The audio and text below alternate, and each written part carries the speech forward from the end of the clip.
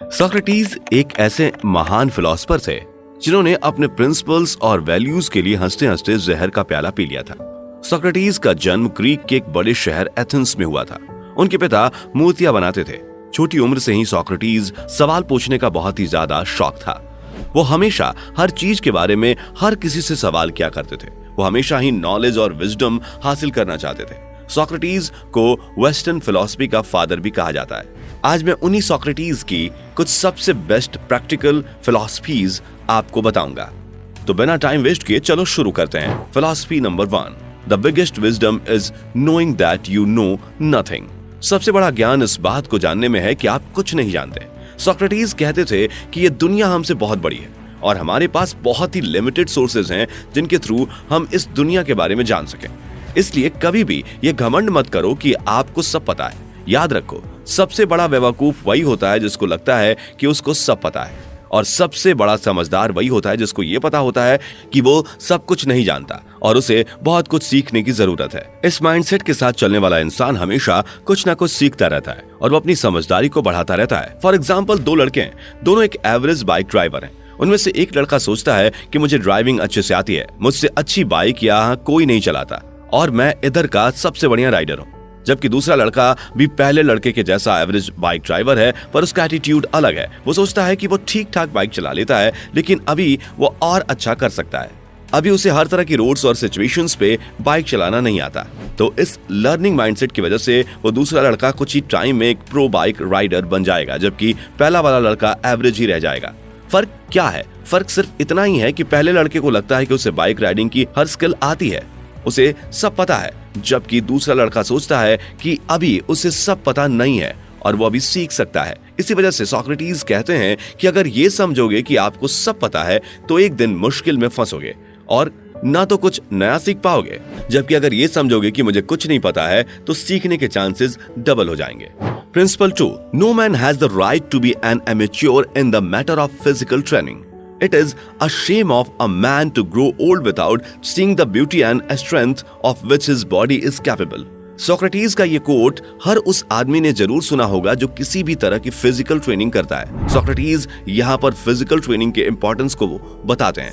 वो एक strong body की इंपॉर्टेंस को बताते हैं। वो कहते हैं कि ये शरीर बहुत कुछ करने के काबिल है, ये बहुत बलवान है, पर आपको इसको मेंटेन करना होगा, आपको इसे ट्रेन करना होगा। जो आदमी इस बॉडी की काबिलियत को देखे बगैर ही बूढ़ा हो जाए, ऐसे आदमी को खुद पर शर्म आनी चाहिए। उनके शब्द थोड़े कड़वे हैं पर सच हैं। एक्सरसाइज हमारी बॉडी और माइंड के लिए one of the most important habit है। एक्सरसाइज के इतने फायदे हैं कि आपको एक वीडियो में नहीं बताए जा सकते।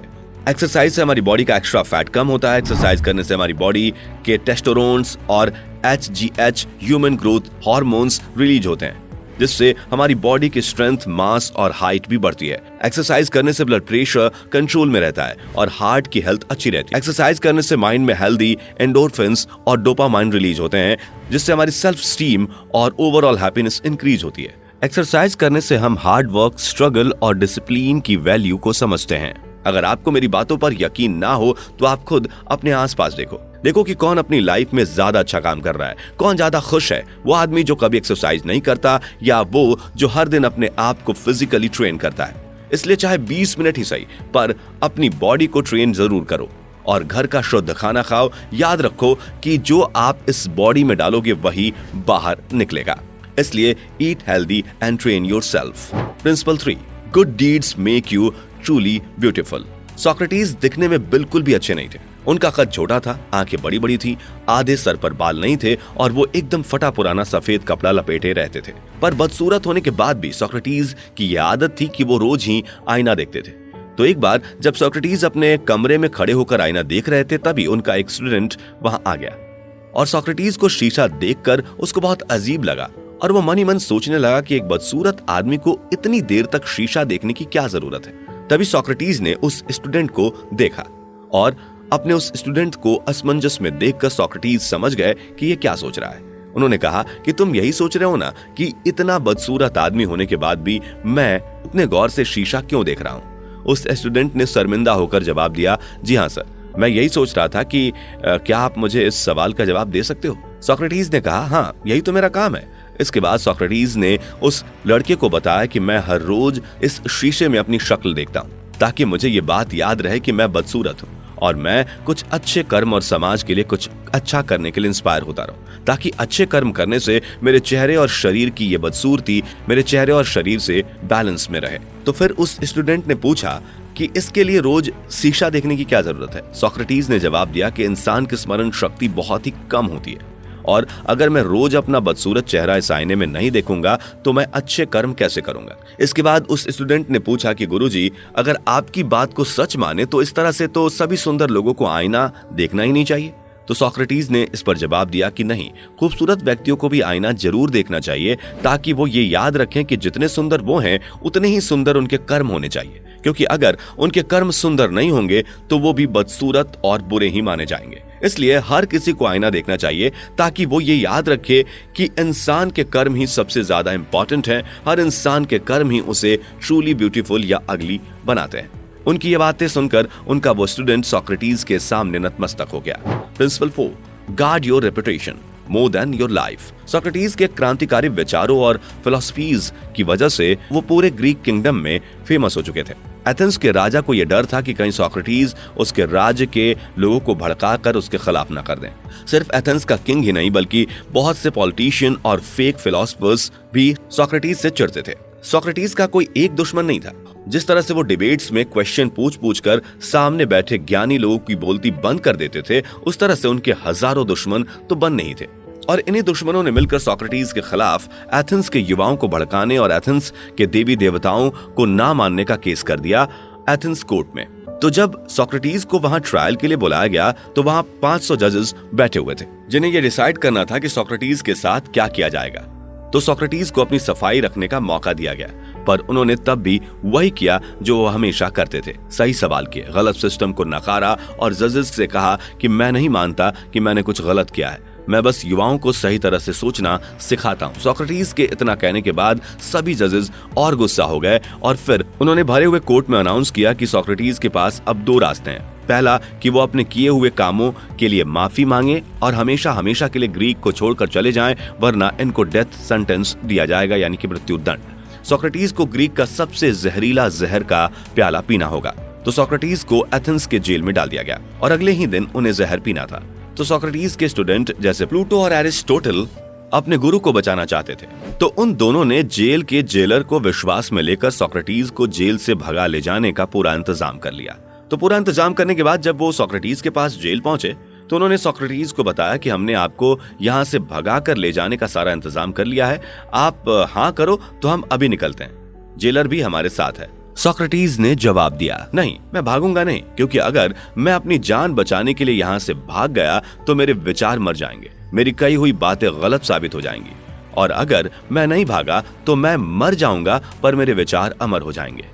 और ऐसा हुआ भी। आज भी सोक्रेटिस के विचार और उनकी लेगेसी जिंदा है। आज लोग उनका नाम पूरी रिस्पेक्ट और ऑनर से लेते हैं। क्यों? क्योंकि तब उन्होंने अपनी जान से ज्यादा अपने विचारों और अपने रेपुटेशन को इंपॉर्टेंस दी। इसलिए हमें भी हमेशा अपने प्रिंसिपल्स, वैल्यूज और रेपुटेशंस को लाइफ में ज्यादा इंपॉर्टेंस देनी चाहिए। भगत सिंह और चंद्रशेखर आजाद ने भी यही किया था। उन्होंने अपने वसूलों के लिए अपनी जान दी और आज इसलिए हम उनको रिस्पेक्ट और ऑनर देते हैं। इसलिए अपने वसूलों के हिसाब से जिंदगी जियो, किसी दूसरे के हिसाब से नहीं। Principle 4, be kind for everyone you meet is fighting a hard battle. Socrates एक बहुत ही सिंपल और हम्बल इंसान भी थे। वो हर इंसान को एक समान मानते थे, चाहे वो कितना भी अमीर हो या गरीब, आदमी हो या औरत, मालिक हो या नौकर, व्यापारी हो या मोची। सोक्रेटिस कहते थे कि काइंड रहो। हर इंसान अपनी जिंदगी में स्ट्रगल कर रहा है, सबकी अपनी प्रॉब्लम्स हैं, सबके अपने ड्रीम्स हैं। किसी को जज मत करो क्योंकि आप हर किसी को पर्सनली नहीं जानते। इसी से रिलेटेड एक बढ़िया कहानी याद आती है। एक बार एक आदमी को एक ट्रेन पकड़नी थी, तो वो अपना सामान लेकर रेलवे स्टेशन पर पहुंच गया। वहां जाकर उसे पता चला कि उसकी ट्रेन लेट है और अभी बहुत देर है। तो उसने स्टेशन से कुछ केले खरीदे और वो वहीं सीट पर जाकर बैठ गया। उसके बगल में एक लड़का बैठा हुआ था। उस आदमी ने एक अखबार निकाला और पढ़ने लगा। तभी उसने देखा कि वो लड़का उसके केलों में से एक केला निकालकर खा रहा है। हालांकि उस आदमी ने कुछ नहीं कहा, पर वो मन ही मन सोचने लगा कि क्या जमाना आ गया है, लोग दूसरों की चीज लेने से पहले सोचते तक नहीं है। इसके बाद उस आदमी ने भी उस पैकेट में से एक केला निकाला और वो खाने लगा। उसके निकालने के बाद ही उस लड़के ने फिर एक केला निकाल लिया। ऐसा काफी देर तक चलता रहा। जब पैकेट में सिर्फ एक केला बचा था तो उस लड़के ने वो केला निकाला और उसके 2 टुकड़े करके एक टुकड़ा उस आदमी को दे दिया और वो लड़का वहां से चला गया। इतना होने के बाद आदमी पूरी तरह से गुस्से में था। वो सोच रहा था कि कैसे कैसे लोग हैं जो दूसरों के खाने को ही साफ कर लेते हैं। इसके बाद जब उस आदमी की ट्रेन का अनाउंसमेंट हुआ तो वो अपना बैग उठाकर वहां से जाने लगा। तो उसने देखा कि उसके बैग के पास तो उसके लिए हुए केलों का पूरा पैकेट रखा हुआ है, यानी जो वो केले खा रहा था वो उसके नहीं उस लड़के के थे। और ये रियलाइज होने के बाद उस आदमी को बहुत बुरा लगा और वो सोचने लगा कि वो लड़का तो कितना अच्छा था जो खुशी खुशी अपना खाना मेरे साथ बांट रहा था, और मैं कितना गलत था जो गुस्सा हो रहा था। ठीक ऐसी ही हमारी लाइफ में भी होता है। हम पूरी बात जाने बिना ही दूसरों को जज करने लगते हैं, बिना उनकी स्टोरी को जाने समझे। इसलिए सभी लोगों से हम्बल रहो, इससे आप खुद भी स्ट्रेस फ्री रहोगे और सामने वाला भी स्ट्रेस फ्री रहेगा। Principle 5, every action has its pleasure and its price. आप जिंदगी में कोई भी काम करो, उसके अपने फायदे होते हैं और उसके साथ साथ उसके नुकसान भी। जैसे अगर आप एक्सरसाइज करते हो तो आपको थोड़ा दर्द होगा, पर एक्सरसाइज करने की वजह से आप पूरी जिंदगी स्ट्रांग और हेल्दी रहोगे। वहीं अगर आप एक्सरसाइज नहीं करते हो तो आप उस टेम्पररी पेन से तो बच जाएंगे, पर इससे आगे चलकर आपकी ही हेल्थ को नुकसान होगा।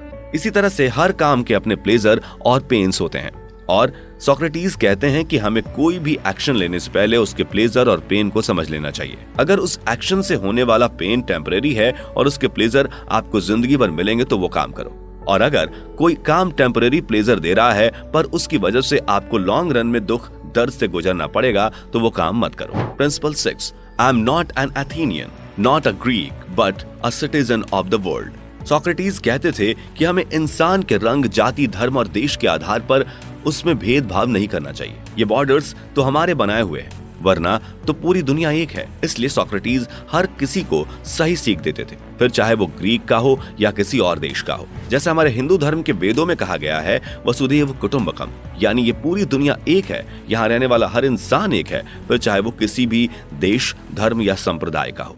इसलिए खुद को आपस में बांटना छोड़ो और साथ मिलकर आगे बढ़ने की कोशिश करो। Principle 7, the best way to live with honour is to be what you pretend to B.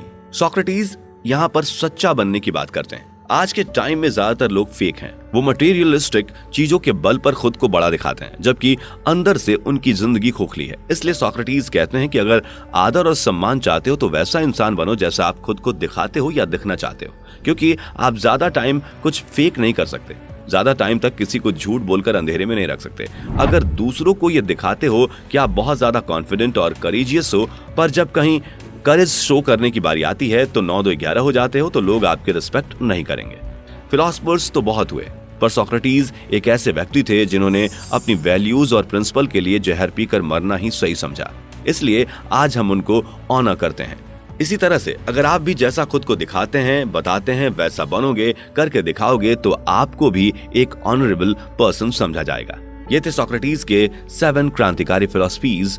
Video अच्छी लगी हो तो लाइक, शेयर एंड सब्सक्राइब। मैं इसी तरह के great leaders, book summaries and life lessons पर वीडियो डालता रहता हूँ। मिलता हूँ अगली वीडियो में। Thanks for watching.